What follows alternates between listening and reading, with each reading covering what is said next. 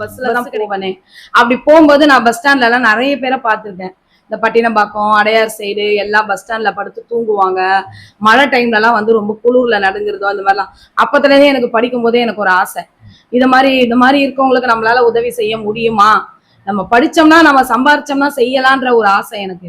அப்புறம் என்னுடைய சூழ்நிலை, நாங்க +2 முடிச்சதுமே காலேஜ் போகணும்னு ஆசைப்பட்டேன். ஆனா எங்க ஃபேமிலியில எங்க அம்மா என்னை காலேஜ் வரைக்கும் என்னை அனுப்பல, வேண்டாம் அப்படின்னு சொல்லிட்டு சொந்தத்திலேயே என்னை கல்யாணம் பண்ணி கொடுத்துட்டாங்க. +2 முடிச்ச கையோடையே கொடுத்துட்டாங்க. ஸோ கல்யாணம் பண்ணி போயிட்டோம். நம்மளால இதை பண்ண முடியலன்ற மனசுக்குள்ளேயே ஒரு வருத்தம் இருந்துகிட்டே இருந்தது. அப்புறம் 2 பசங்களா நாங்க. அதுக்கப்புறம் நம்ம ஃபேமிலி மறுபடியும் நான் வண்ணாரப்பேட்டை சென்னை போயிட்டு திருப்பி நான் வந்துட்டேன், அனாபுத்தூருக்கே வந்துட்டோம்.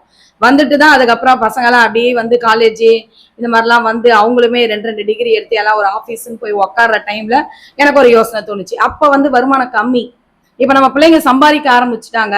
இப்ப அந்த வருமானத்துல இருந்து நம்ம ஒரு பகுதியை எடுத்து நம்ம ஹோம் ஏன் நடத்தக்கூடாது?